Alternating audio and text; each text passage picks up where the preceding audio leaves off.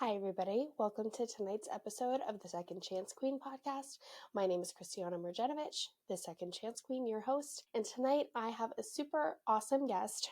Her name is Tiffany Purnell. Tiffany was recently crowned Mrs. American Prime Ambassador 2024 with Prime Pageants. She is a primary school principal, house matchmaker as a realtor, and the founder of S.A.S.H, Students Against Self-Hatred. She founded S.A.S.H in 2015 as an organization where girls participate in workshops and learn self-esteem boosting strategies. There are S.A.S.H workshops all over the world, including Yorkshire, England. Please join me in welcoming Tiffany Purnell. Hello. Hi. Well, welcome to the Second Chance Queen podcast. I'm super excited to have you on. I would love for you to start by telling me if you had to give your most prevalent second chance story, the one that is the first one that pops into your head when you think of a second chance in your life. What would that be in your own words? So I graduated from Murray State University, go Racers, in 2009. And when I graduated, I had planned on going to law school. However, I took the LSAT, and my LSAT scores were not the highest. And so I got into maybe a couple of law schools, but they weren't anywhere where I really wanted to go. So I went back home, moved in with my parents, and I was just trying to decide, like, what do I do? Like, I spent 3.5 years because I graduated early. I spent 3.5 years, thinking that I was going to law school, thinking that I was going to become an attorney. It did not happen that way. So I thought about, okay, so what else could I do? So I even went to dental hygienist school for like one semester. A lot of people do not know that. And then I was like, okay, so what do I love? And I said, okay, I love kids. I love working with kids. So I decided to get my master's in education from Union University. It's in my hometown. It was just weird because from the first time I put in my application to the last class that I took in the program, it's like everything just flew. Everything was just like it went smoothly. And that's how you know that's where you're supposed to be. So fast forward to that, before I graduated that program, I received a job as a second grade teacher in a school district, and so that was amazing. Then I was a third grade teacher. Then I became a principal. And so I just feel like that was my second chance moment because honestly, when I graduated from Murray State, I did not know like where to go, what to do. And I felt a little hopeless at that moment.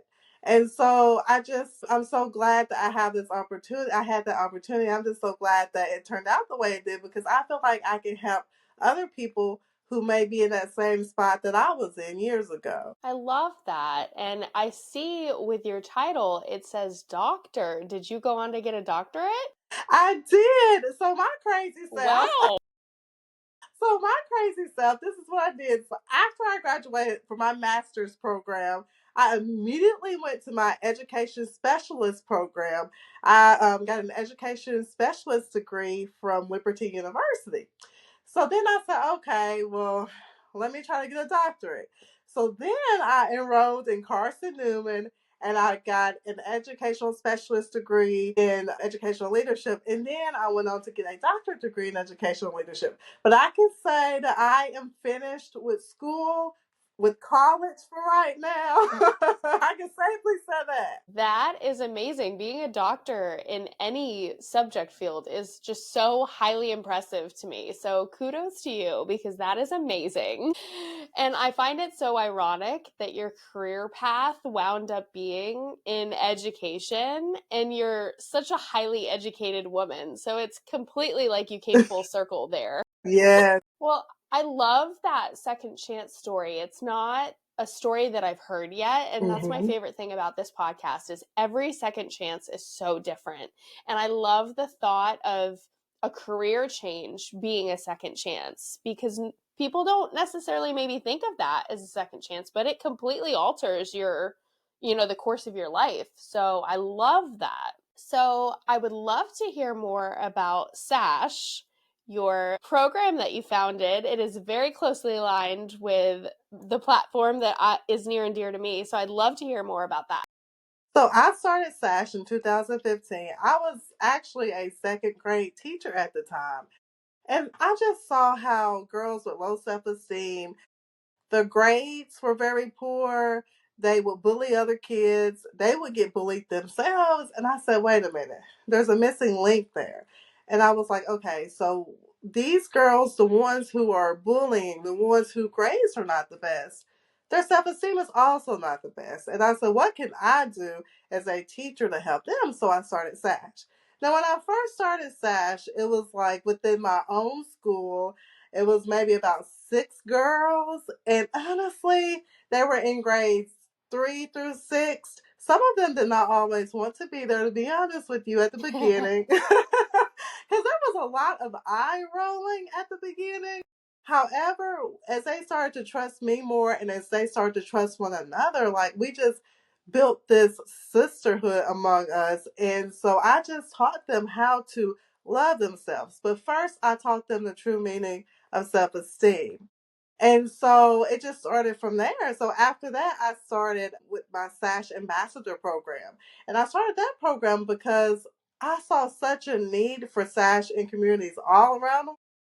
So I have girls from like all over Tennessee, girls in Mississippi, Canada, even the United Kingdom who are doing these programs, these workshops in their own communities.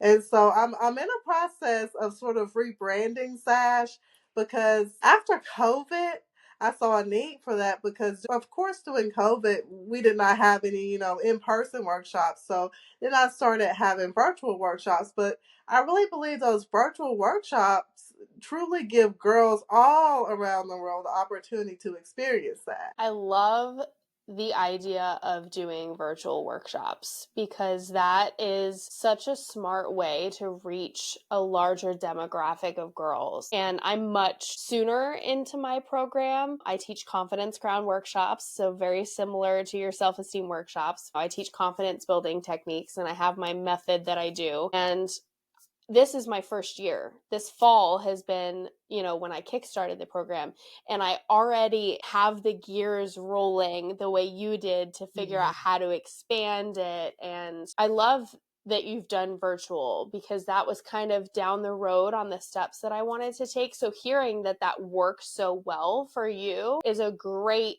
thing. And I think it's important because it is harder to meet in person these days. Post COVID, even though it's not as restricted, it's just, and sometimes I think girls are more comfortable in their own home too, or their own environment, and you can reach a larger number. So I love that you've gone virtual and the fact that you're global. That's amazing. That is Yes, so awesome. and actually, it's shocking to me because when I first started S.A.S.H, I did not even imagine that it would get to that point. And so having an ambassador in England is just like, oh my goodness, like, this is amazing. That is super, super cool. I absolutely love that. I feel like confidence building is something that is definitely lacking in the younger generation. It is, you do get met with those eye rolls, definitely in certain age groups. And like, I know my workshops, like, I come in and I'm this pageant queen and I'm like glitz and glamour and I'm telling the girls these things and they're looking at me like, this lady is nuts. But when you do it and then you start to see, I don't know, don't you enjoy when they really start to like open up and you see them start to blossom and it kind of clicks for them? I feel like that's the best feeling ever. It is because a lot of times you're right. Like what a lot of my fashion masters, they are also pageant queens. And some of them are as young as maybe like 8, and some of them are as old as like 50 years old. But a lot of times when they walk in a room with their crown and sash, the girls are like, okay, what is this about? Mm-hmm. And it's like, they start to warm up to the girls as the workshops go on because we have such engaging activities and we always make it a safe space for every single girl in there. And I think that's the important thing because it's hard to open anybody up to any idea if they do not feel safe and if they do not feel Yeah. comfortable. So I just also always make sure my ambassadors are real welcoming and just warm. I love that. And that's something I haven't actually announced to anybody publicly, but I'm getting ready to launch an ambassador program for my workshops as well. So you heard it first tonight with Tiffany. But I love the idea that you're able to bring more people in and such diverse age groups too, because I feel like when you have the younger demographic that are talking to the girls, it's more like peer based almost versus like a 30-year-old woman like myself coming in and talking to them, or even a 50-year-old. I mean, 50 is great, and there's demographics that's perfect for, because people look up to those with experience. But I think also the fact you have younger ambassadors is so smart. I love that you've really incorporated all age groups and such a variety of ambassadors. So that's such an amazing program, and I commend you for doing that, because I have recognized the same need, and it's a great feeling when you're able to recognize that need and start to fill that. I just think, especially in the society that we live in today, the way we view ourselves is the way other people view us, and it's the way they treat us. And also, even if we have a lot of confidence, even if we have high self esteem, we're still going to get treated poorly. However, we are not going to let it break us because we know who we are. And I think that's what the difference is. And I just want to make sure that these girls are ready for anything that life throws their way. And the only way you can be truly ready is to love yourself, know who you are. And I just call it like stepping into your queendom. Yep. That's You hit the nail on the head. And my idea for it generated kind of similarly but different, because I have a domestic abuse background. And so I looked back on the situations that kind of led me to get in the situations that I was in, not blaming myself or not blaming the victim, but I didn't have high self esteem. And it wound up lending in my situation, and I know other abuse situations, not always, but it led me down the path that I went down. And I started thinking, you know what, if someone tried to do what happened to me today, as a confident, self-esteem filled woman, I would laugh like it would never happen. So I started thinking, if I can instill that in the younger generation, maybe we can change the domestic abuse rates, and those can lower. Because if you try and go to a girl and bully a girl that knows her self-worth, you're going to get a different reaction. And so I love that we kind of both have honed in on the need, even from different areas. So props to you for recognizing that, and I love that. I'm partial to it. So, but and I love coming at it from the educational standpoint that you did too, implementing it in your community. So that's awesome. I really love that. If I could ask, what is your why? Like, what is your passion? What makes you tick? What would you identify that as? My why is, say, I know this sounds crazy, but it's my motivation. I have so many goals that I want to reach, and I will reach those goals. It's because I am motivated. And anytime, for instance, for the longest time, I have been trying to lose weight. But I am not going to stop at my goal. And every time I get down on myself for not reaching that goal, I just I just say, hey, like, what is your motivation? Like, what motivates you? Like, why do you want to lose weight? So my motivation is my why. Like, and I know that sounds weird and crazy, but it is. It makes sense. And I love something that you've said is that you want to lose weight, and that's like part of your journey. And there's two things that I love about that. The first one is the fact that you're giving these self-esteem workshops as someone who has a goal of losing weight, because I think visibility of all body types is super important. And so girls need to see that it's okay to be how they are.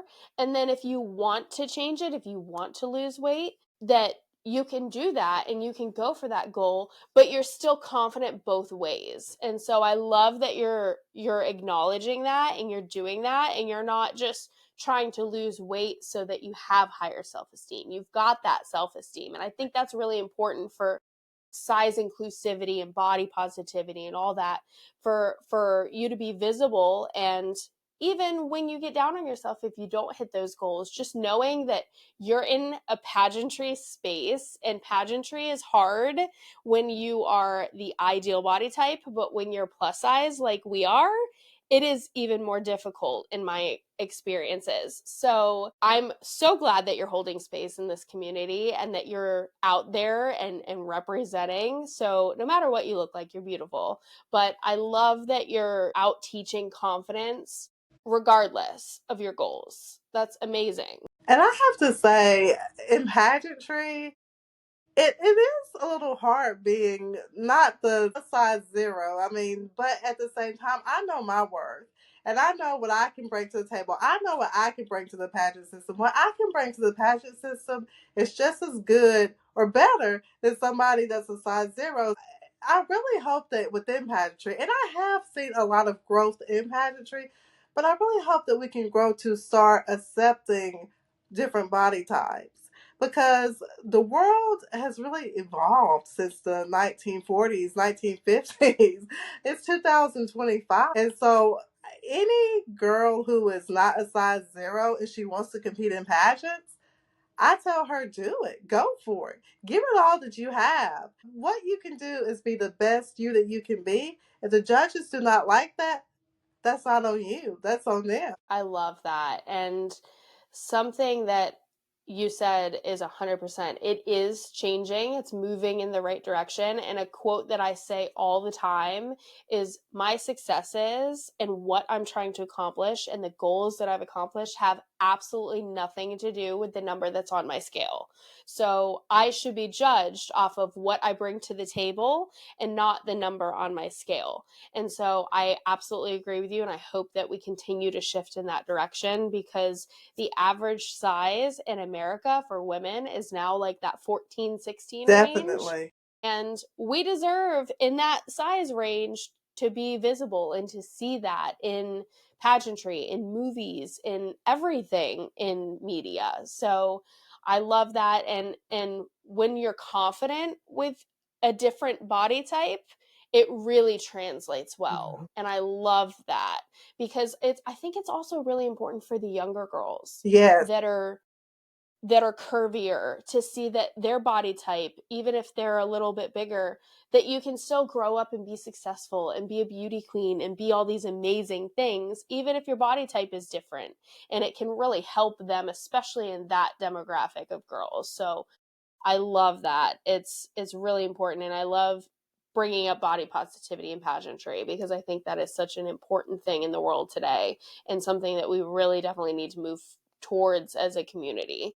Definitely. That's one of the reasons why I started competing in pageants, is because I wanted girls to see that you can be beautiful no matter your size, your shape, your ethnicity. Because I know when I was growing up, I always saw one type of beauty win pageants. I've always saw the girls who were skinny. You had to look a certain way. And I don't really want that for the girls who are coming up in the future. I want them to be able to say, hey, this woman, she looks just like me. So I know it's possible.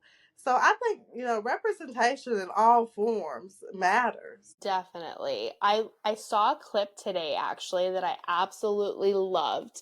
And I don't know which pageant system it was, but it was this beautiful black woman and she was strutting her stuff. And she goes and she walks by another pageant queen, and she actually was wearing a wig, and she takes off her wig and gives it to the other girl, and she had a bald head, and she rocked it. She was so confident and so beautiful. And I was like, now she would win for me. Like, that, hands down, was so bold. And you could see everybody's faces. I think she represented France, if I remember correctly. But just everybody in the audience was like, and I was like, yes, girl, that was amazing. And that's the type of stuff I love to see. It's personality. It's not just we're these, pretty figures on the stage in these pretty ball gowns. We're sassy women that are accomplished and are out there doing things. I've not met a pageant queen yet that just sits at home and eats bonbons. Like, we're No, out changing the world. But I love that. Now, what would you say is your definition of confidence? Like, if you could tell everybody out there what your definition of confidence is, what would that be? This is how I look at it. I look at it as first you have to know yourself, then you fall in love with yourself. Because that's just like any relationship. With any relationship, you have to know that person before you fall in love with them. And that just applies to yourself. And that's what confidence is. Confidence is falling in love with yourself and knowing that you can do anything you put your mind to if you work hard enough at it.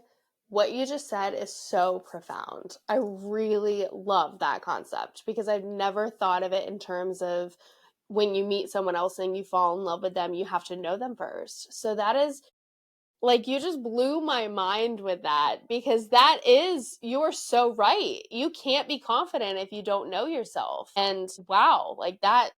Definitely. If my future project that I am trying to debut at some point next year comes out, I will be messaging you to get that in writing Definitely. because yeah.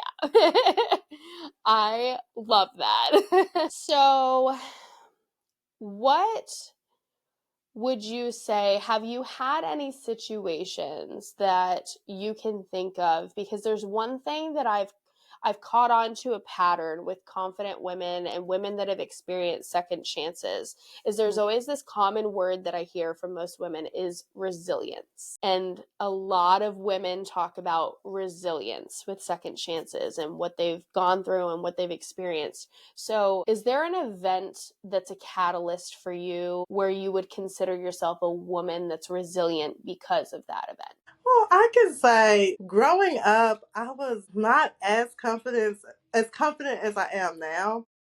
I experienced, I would not say bullying, but I had situations where girls were not that nice to me.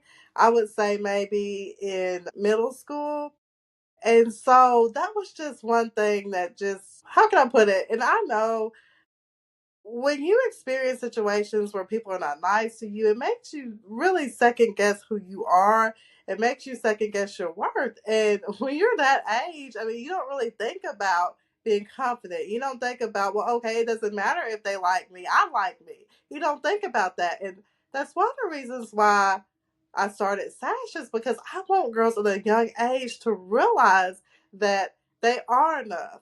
They are worthy no matter what anyone else says and no matter how people try to tear you down. Because honestly, with me being in education, I know girls start to tear other girls down at real early ages. And not just girls, but these days you have boys tearing girls down. So I guess that's where my resilience came from because in college I met a group of women who were strong, who were educated, they were real confident. And I said, I want to be like that. I want to be that. I want to know myself. I want to know my worth. And I just changed. It's just like it just flipped. I love that. And I love that you are now the version of yourself that middle school you would be so proud of. And she would say, "What? That is me?" I love that.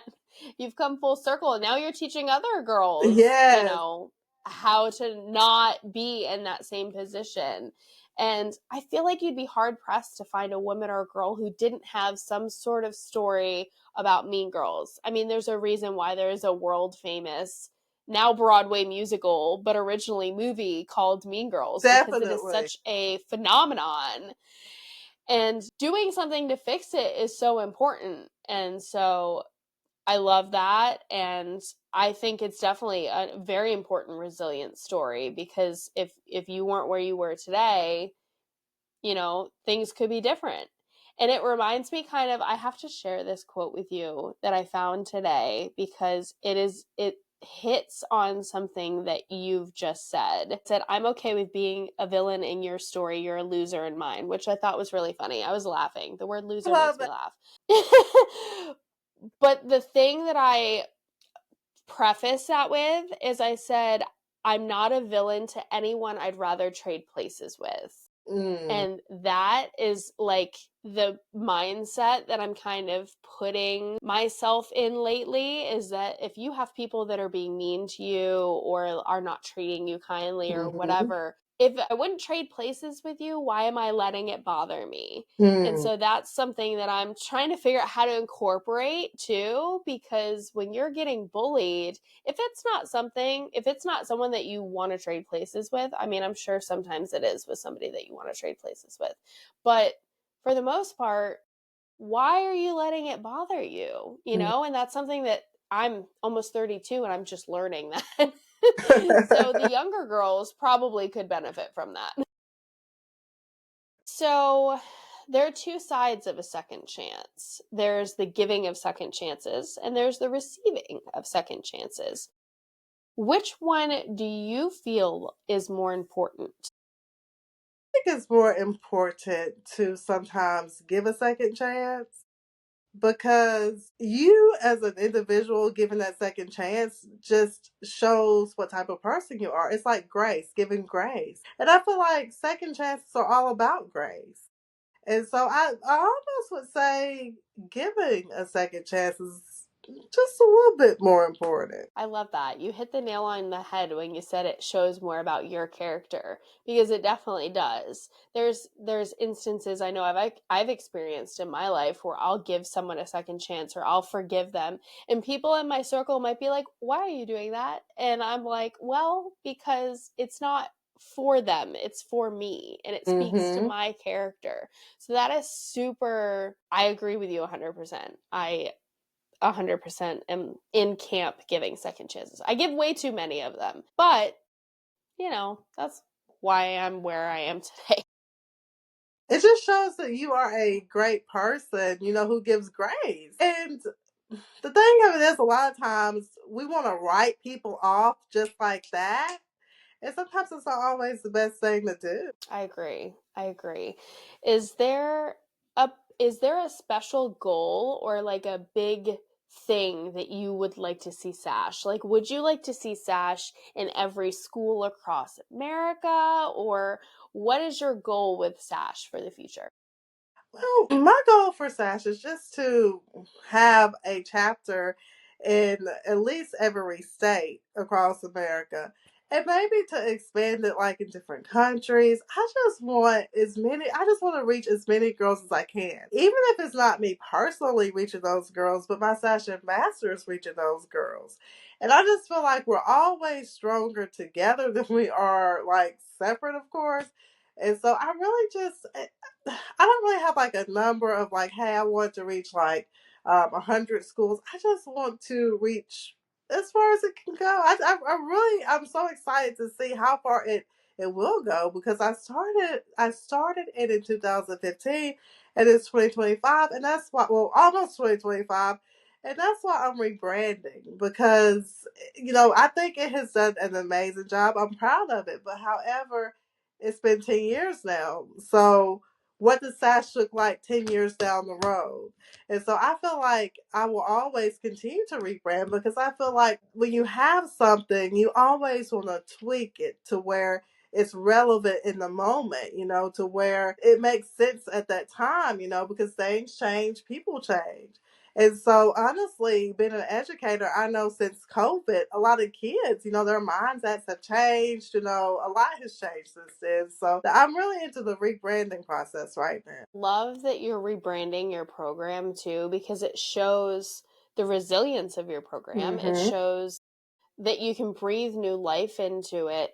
And it's so important to show that even if something works, that sometimes time just, things need updating and things can Definitely. change. I think showing that in a program is really important too, because it makes it more relevant and, brings in fresh faces and fresh ideas, and that process will speak to more people that way. So I Mm-hmm. love that you're so open about, hey, we're rebranding. It's been a decade. It's not broken, but let's revamp it. And I'm excited to see what you choose to do with it. And I love the goal of having a chapter in every state. I think that's a fantastic goal.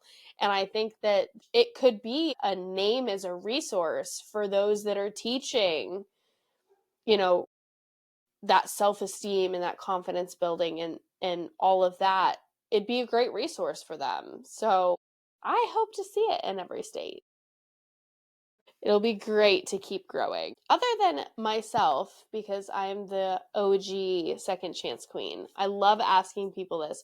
Which famous person, celebrity, singer, artist, whatever you want it to be, if you could designate an honorary one, who would you choose as an honorary second chance queen?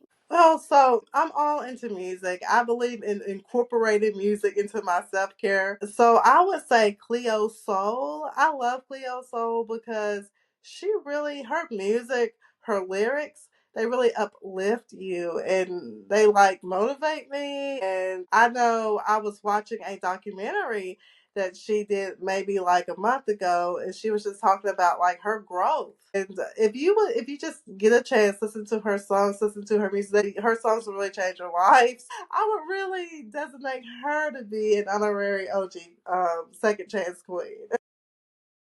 I love that. I'm going to have to give her music a listen and have this life-changing experience because I love music too, and music is a huge part of my self-care as well. So I love that you said that, which segment segues perfectly into my next question, which is, what is your favorite version of self-care? Okay, so for me, I'm a principal, I'm a real estate agent, and of course, I'm the founder of S.A.S.H. So I do so much, and I have to participate in self care because if I don't, I just I don't know what will happen. So for self care, I listen to music, I write poems, I love writing, I go shopping, I spend time with my Yorkie. Oh, I mean, I do things that make me happy. That's what self care is all about. It's about doing things that make you feel happy, doing things that make you fall in love with yourself even more. Self care activities do not have to take like hours. I mean, just listening to your favorite song. I mean, just soaking in the bath. I mean, just doing something that makes you happy, and that's one of the reasons why I joined Prime Pageants is because they believe in self care, believe in just that. bettering yourself, self growth. And I'm a big believer in self care and self growth. I love that. And I love that your system incorporates that. I know that my system with International Ms, we're tied very closely to the Still She Rose organization, which is all about, mental health. And that is such a huge component too of confidence and self-esteem is mental health and being in a healthy headspace. And I've also learned that confidence is highly tied to self-care because I notice that if I'm not practicing self care, I cannot be confident. So, a big thing that I did when I developed my confidence method, it's called the self method, and there's 4 components. And I'm going to ask you a question related to this. So, the 4 components stand for self care prioritized. It spells the word self, the acronym. So, self care prioritized, exercise your skills and practice, listen to positivity, and fake it till you make it, and you will. So, what would you say out of those 4 components do you identify with the most? I would say positivity and just like speaking those positive affirmations. I love that. I feel like one of the ways that you fall in love with yourself is to speak greatness into yourself. For instance, when you are dating somebody, you're going to want somebody who always says, "Oh, you look so amazing. You're so smart." You want somebody who gives you those positive affirmations. That's what helps you to fall in love. But that's also what helps you to fall in love with yourself is when you speak that positive affirmations to yourself. And for my S.A.S.H activities, I have my girls to write positive affirmations on the mirror, and they look into the mirror and they just recite those affirmations. And I just think that's one of the key things of falling in love with yourself is telling yourself, "Hey, I am amazing. I'm worthy. I can do whatever I put my mind to."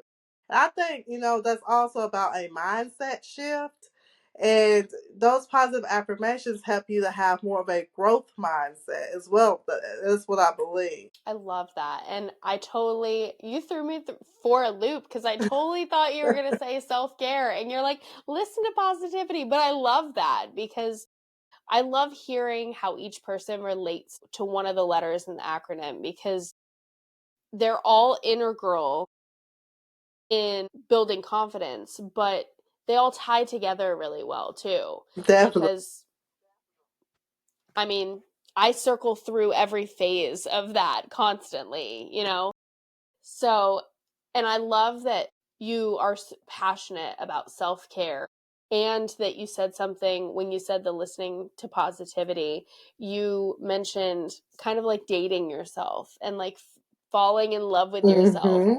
And it's so funny that you said that, because one thing that I realized when I went on my confidence building journey was that I used to hate to be alone. Like I never wanted to be alone. And when I finally gained confidence, I started to cherish spending time with Yes. myself alone. And I would take myself on dates. I would go do what I wanted to do. I would go to Hobby Lobby and I would, you know, buy stuff for a craft, or I would do, you know, go out to lunch with a friend. And I got to this point where I started craving that alone time.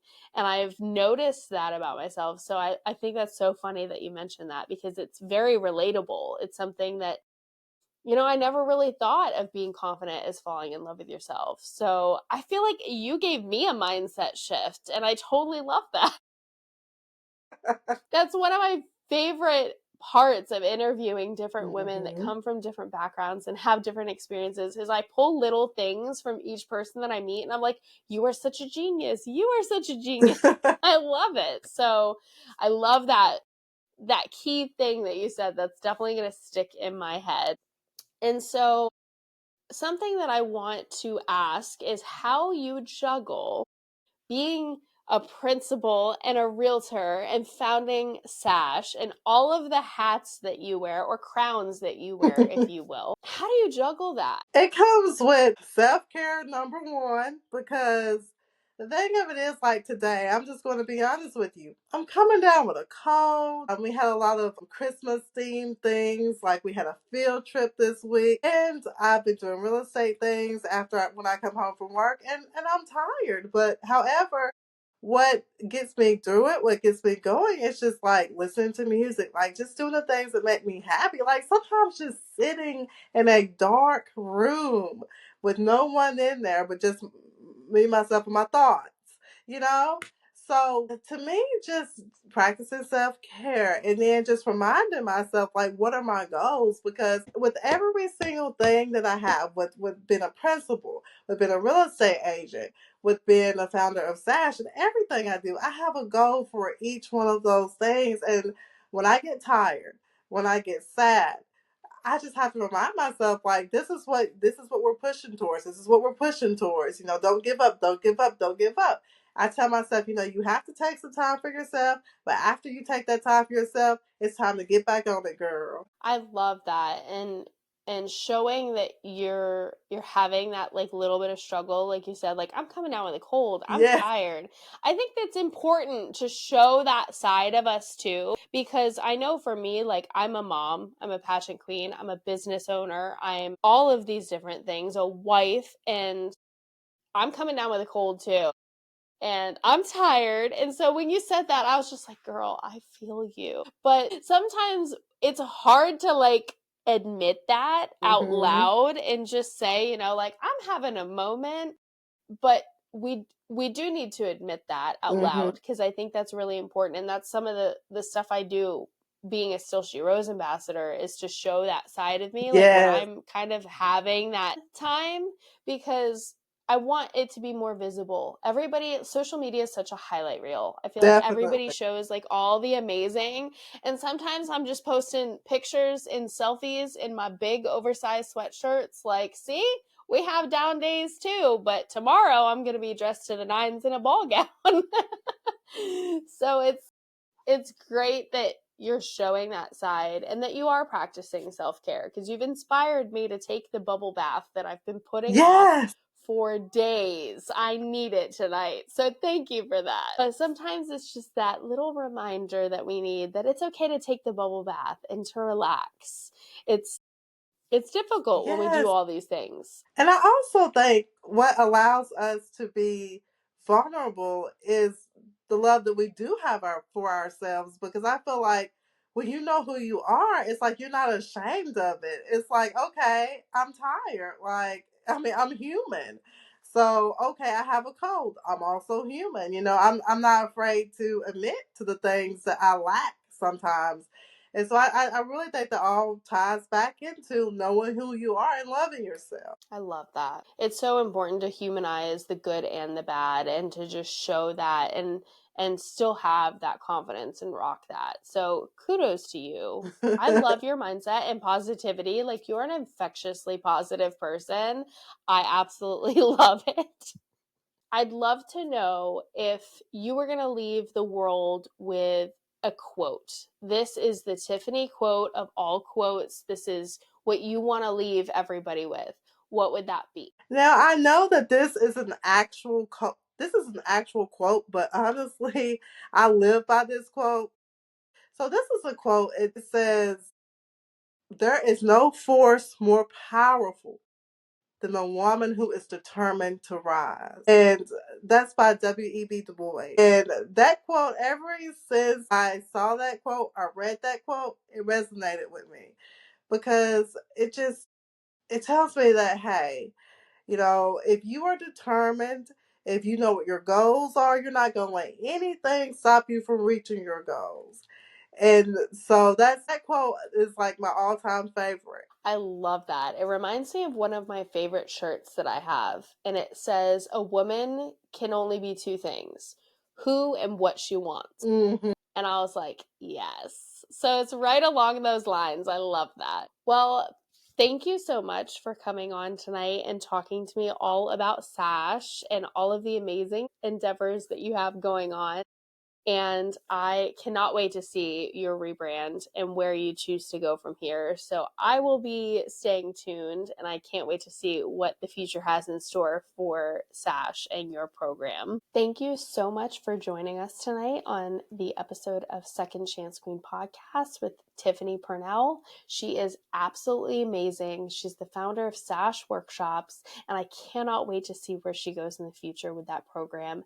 Being someone who teaches confidence workshops myself, seeing someone else that's teaching self-esteem workshops and out making a change in the world is so inspiring, and I absolutely love her for that.